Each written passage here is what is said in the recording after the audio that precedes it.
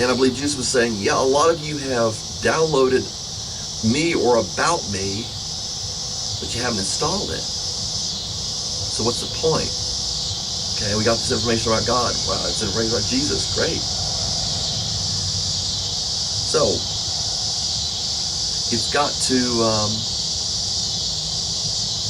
it's not going to become something you know about, but it's a part of your life. That sounds trite. It's probably been said before, I'm sure, several times. But God's got to know you. He does the downloading, but you got to kind of like give him control. I mean, like, you know, remote access, I guess, what they call it. I may be wrong about that, what it's called, but remote access. Okay, God says, okay, you want this? Then give me control of your computer. And they say, okay, you can have control of your computer through the whole process of what I'm going to do here, but give me control of your computer and let me do some things, and I'm going to fix it.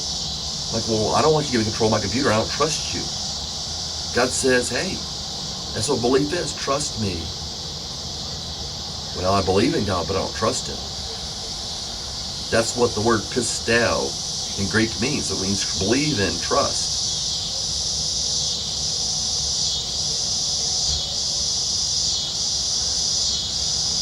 To give him control of the computer, he does some stuff, and you can stop him. I mean, like you can take over the computer. You have the master control of your computer. You can say, well, I don't, hey, you're starting to upload some stuff I don't like. You say, well, this is pornography. That's what a lot of people consider true Christians. They consider them, it's like pornography. I've heard somebody say that. Like, true Christianity nowadays considered pretty much pornography. Can't have that on your computer. Oh no. And God just said, just hold it, just stop a little bit.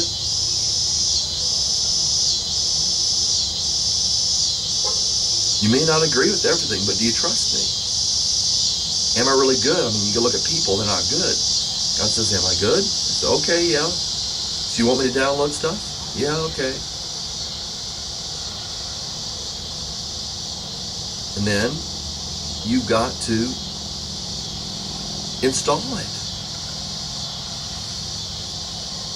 I guess God does that too, really.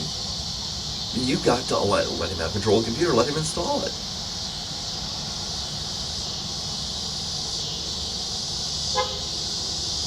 When you got the kind of power that a certain program might offer, you say, well, this is worth it. I want to run it.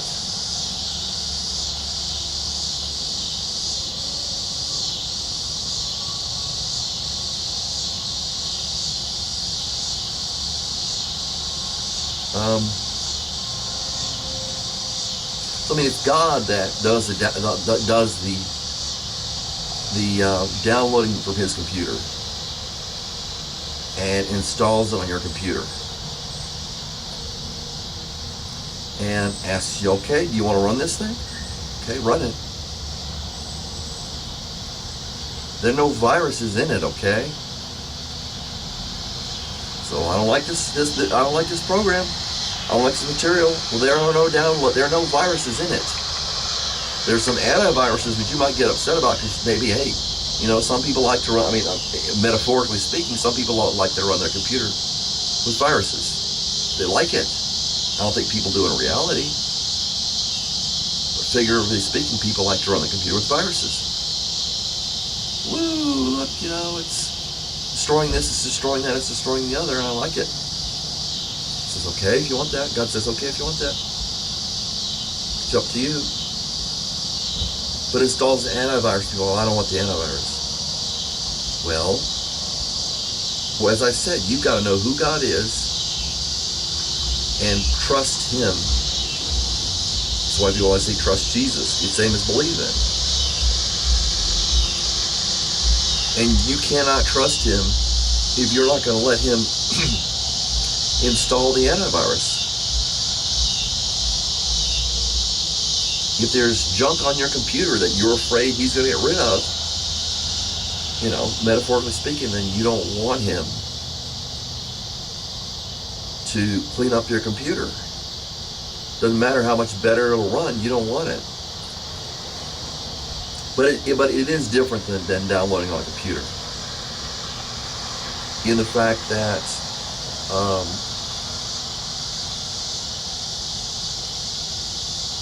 it'll change your computer to something else. And a lot of people are afraid of that.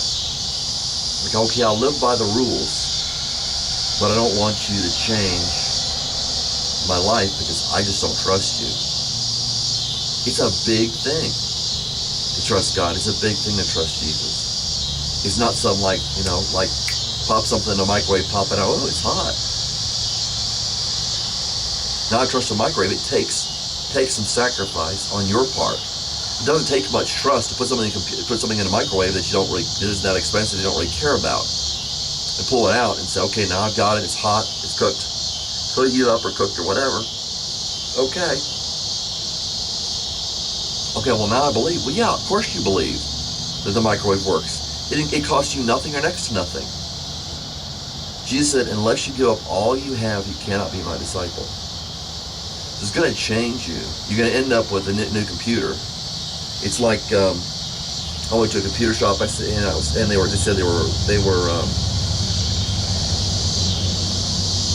taking old computer, basically boxes and putting new parts in them. So we just gut the whole thing out and maybe use the same ports. It's exactly what it is in Christianity. It uses the same ports. The exterior is the same, but the interior is nothing like the same. So like when we put a different processor in, it's a faster processor.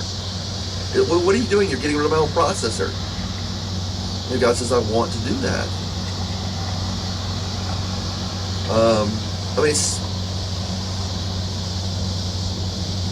He's still the same person. But he takes out the processor, puts in a new hard drive, puts in a new processor, puts in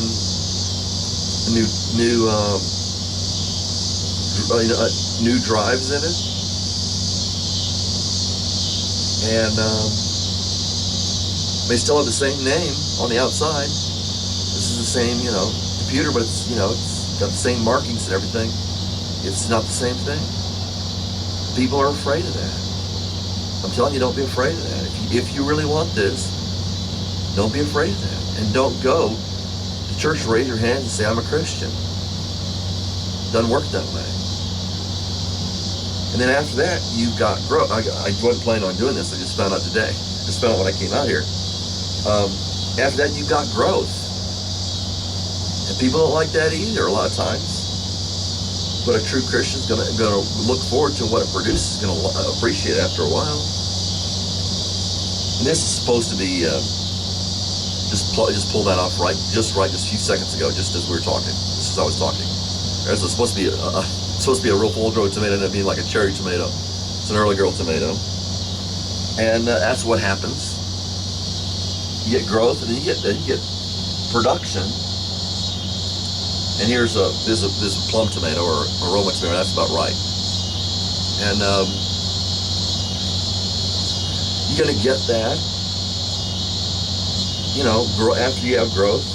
You're gonna get production, and it seems like the plants grow and grow and grow and never produce.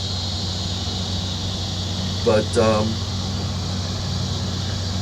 it's like that. You plant a seed in the ground, it sprouts roots, and you see nothing, and then it grows. It's like, oh, it's growing.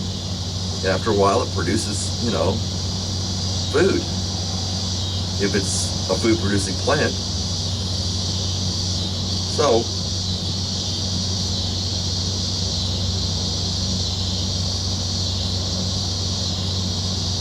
I've said it before, you can't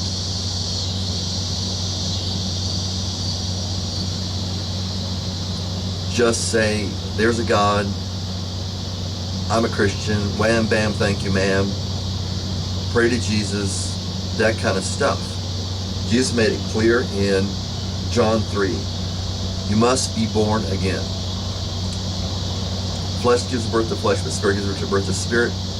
You should not be surprised that he's saying you must be born again. But I believe in Jesus. Nicodemus believed in God, and that was all that was required at that time. And Jesus said, no, it's not all he thought was required. And Jesus said, you must be born again. You must be, you must be born of water and spirit.